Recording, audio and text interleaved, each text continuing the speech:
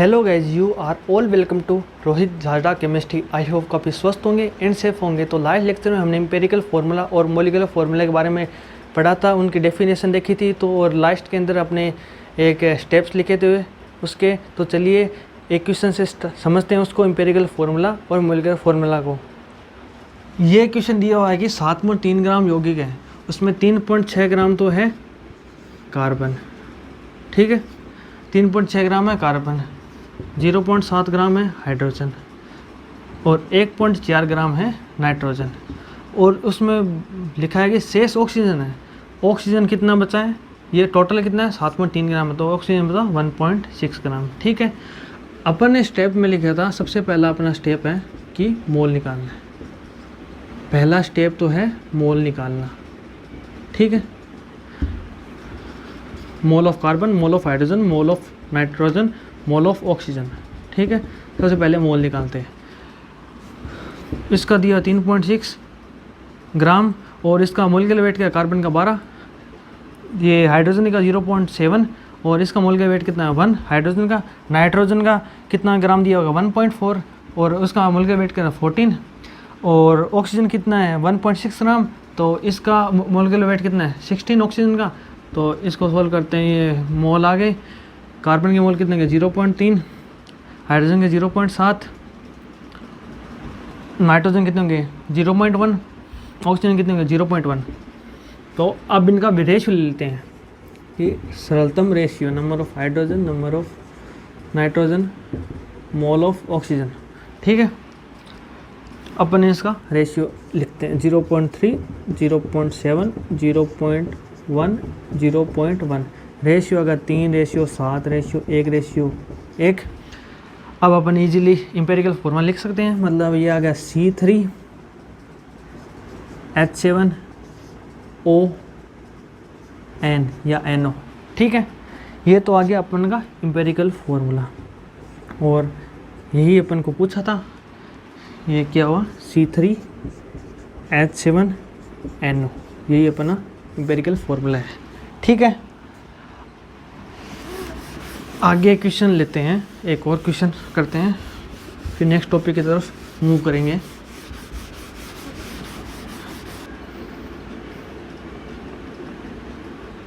चलिए क्वेश्चन लेते हैं। अपन को मान लीजिए अपन को दिया हुआ है परसेंटेज ऑफ मास, ठीक है। उससे निकालना है अपन को परसेंटेज ऑफ मोल। तो चलिए कैसे निकालते हैं, क्वेश्चन के थ्रू देखते हैं। अपन को 20% दिया हुआ है SO2, 80% दिया हुआ है SO3, ये दिया हुआ है बाई मास।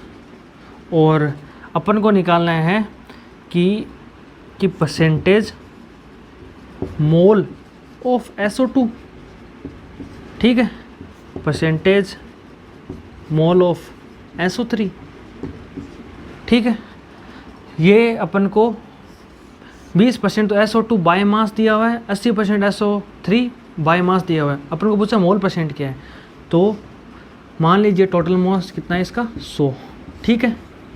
उसमें 20 ग्राम तो है SO2, 80 ग्राम है SO3, ये है SO2, ये SO3। तो मोल ऑफ SO2 कितने हो जाएंगे, 20 बट्टा सल्फर का कितना है 32 और 2 × 16, ये इसके मोल आ गए। अब मोल SO3 मोल निकालते हैं। मोल कितने हो गए 80 डिवाइड बाई 32 प्लस 3 × 16, कैलकुलेशन करते हैं 20/64, 10/32, 5/16 और मोल ऑफ SO3 ये आ गए 18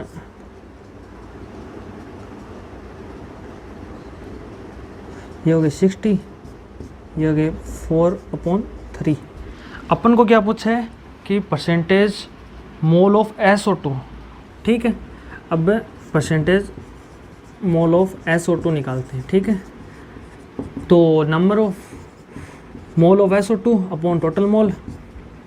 मोल ऑफ SO2 कितने हो गए 5.16 और टोटल मोल कितने हैं 5.16 प्लस 4/3, ये अपना आंसर हो गया। और इसी प्रकार अपन परसेंटेज मोल ऑफ SO3 भी तो निकाल सकते हैं। इसी प्रकार हो जाएगा, ऊपर आ जाएगा 4/3 और ये आ जाएगा नीचे 5/16 4/3। ठीक है, ये अपन का ये दोनों आंसर हो गए। ठीक है, अब नेक्स्ट टॉपिक की बात करते हैं, औसत परमाणविक द्रव्यमान। कुछ तत्वों के समस्थानिक होने के कारण उनका औसत परमाणविक द्रव्यमान ज्ञात किया जाता है। डेफिनेशन है कि कुछ तत्वों के समस्थानिक होने के कारण उनका औसत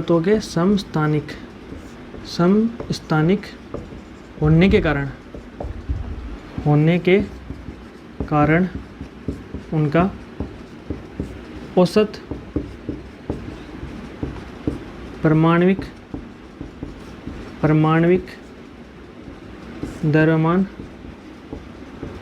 ज्ञात किया जाता है। और बेसिकली जो अपन की पीरियोडिक टेबल है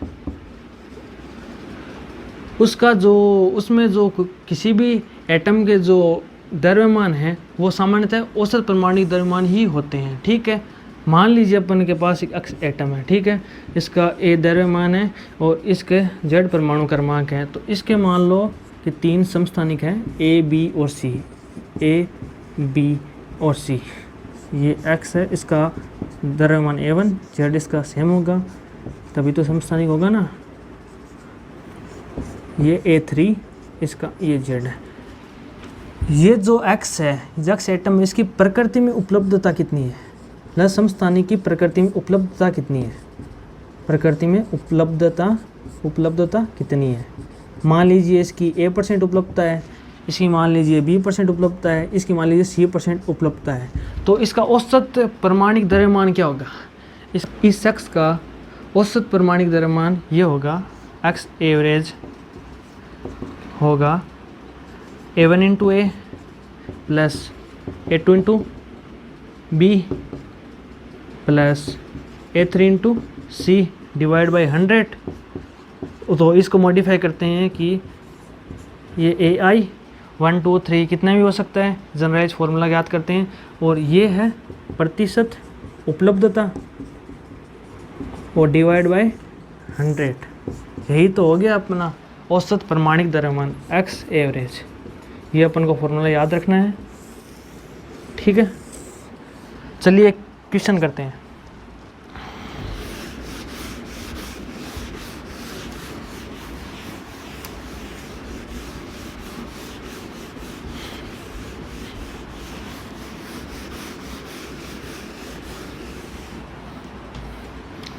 मान लीजिए क्लोरीन 35, क्लोरीन 37, ये 25% है और ये 75% है। ठीक है, तो अपन को फाइंड करना है कि इसका औसत परमाणविक द्रव्यमान क्या है, ये वाला CL एवरेज फाइंड करना है। ठीक है अपन को, ठीक है।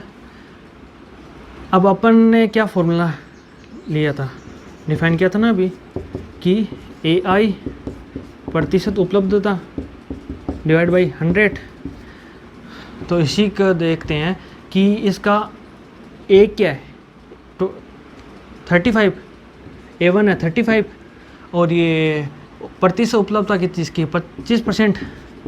और इसकी जो CL 37 है उसकी A2 कितना है 37 और इसकी प्रतिशत उपलब्धता कितनी है 75 डिवाइड बाई 100। ये अपन का आंसर हो गया।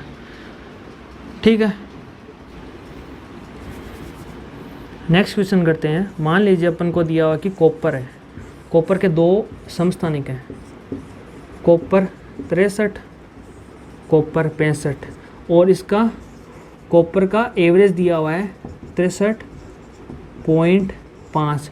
तो बताइए कि प्रतिशत उपलब्धता कॉपर 63 की कितनी है। ठीक है, ये अपन को क्वेश्चन दिया हुआ है, चलिए सॉल्व करते हैं। सबसे पहले अपन फॉर्मूला लिखते हैं कॉपर एवरेज। ठीक है, कॉपर एवरेज है तो कॉपर फर्स्ट इंटू उसकी प्रतिशत उपलब्धता, कॉपर सेकंड इंटू उसकी प्रतिशत उपलब्धता डिवाइड बाई 100। तो मान लेते हैं कि कॉपर 63 की प्रतिशत उपलब्धता x है, तो कॉपर 65 की ऑटोमेटिकली 100 माइनस x होगी प्रतिशत उपलब्धता। अपन को कॉपर फर्स्ट का द्रव्यमान दिया हुआ है 63 इंटू उसकी प्रतिशत उपलब्धता x है, ठीक है। कॉपर सेकंड कितनी है 100 माइनस x, और इसकी प्रतिशत उपलब्धता कितनी है, नहीं प्रतिशत उपलब्धता है तो इसकी 100 माइनस x है, और इसका मोलिकुलर वेट कितना है 65 डिवाइड बाई 100, और अपन को कॉपर एवरेज दिया हुआ है 63.5। सॉल्व करते हैं, x की वैल्यू आ जाएगी, x की वैल्यू आगे तो यही अपन को पूछे हैं, और साथ साथ में कॉपर 65 की भी कितनी प्रतिशत उपलब्धता है वो भी पता चल जाएगी यहाँ से, ठीक है।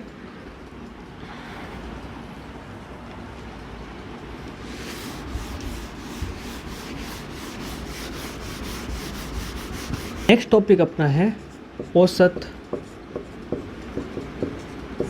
आणविक द्रव्यमान। मान लीजिए अपने पास एक मिश्रण है, इसमें 3 गैसें हैं, इसको अपन ने ए बोल दिया, इसको अपन ने बी बोल दिया, इसको अपन ने सी बोल दिया, ठीक है। ये ए गैस है, ये बी गैस है, ये सी गैस है। इसके नंबर ऑफ मोल ए हो जाएंगे, इसके नंबर ऑफ मोल बी हो जाएंगे, इसके नंबर ऑफ मोल सी हो जाएंगे। इसका मोलिकुलर नहीं, इसका मास ए हो जाएगा, इसका मास बी हो जाएगा, इसका मास सी हो जाएगा। तो इसके टोटल मोल कितने हो जाएंगे, टोटल मोल हो जाएंगे Na plus Nb plus Nc। इसका टोटल मास कितना हो जाएगा, इसका टोटल मास हो जाएगा mass of A plus mass of B plus mass of C. अपन को हो ज्ञात क्या करना है, औसत आणविक द्रव्यमान। तो मान लीजिए ये एक x अणु है, ठीक है, इसका एवरेज पूछा है, तो इसका फॉर्मूला हो जाएगा total mass divide by total mole. ये अपन को याद रखना है कि औसत आणविक द्रव्यमान का फॉर्मूला क्या है, टोटल मास अपॉन टोटल मोल। तो आगे इसका डेरिवेशन करते हैं। मैंने क्या बोला, एक्स एवरेज क्या है, टोटल मास अपॉन टोटल मोल। टोटल मास कितना हो गया, Ma plus Mb plus Mc। Total mole कितना हो गया, Na plus Nb plus Nc। अब इसको क्या लिख सकते हैं, टोटल मोल, इसको क्या लिख सकते हैं, mass of A, mass of B, mass of C. और ये मास ऑफ ए को क्या लिख सकते हैं, इसका मोलिकुलर मास गुणा इसके मोल, ठीक है। ये यहाँ पे पुट करते हैं, mass of A into number of mole A plus mass of B into number of mole B plus mass of C into number of mole C upon total mole, ठीक है। अब टोटल ऑफ मोल को अलग अलग divide कर देते हैं। Mass of A Na बट्टा Nt plus mass of B Nb बट्टा Nt plus mass of C Nc बट्टा Nt, ठीक है। इसको जनरलाइज करते हैं इस फॉर्मूले को। एक्स ऑफ एवरेज क्या हो जाएगा, m of i into Ni upon Nt हो जाएगा i बराबर 1 से लेकर n तक।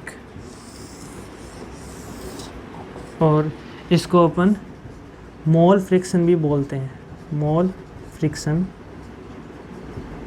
नहीं, मोल फ्रैक्शन, मोल फ्रैक्शन।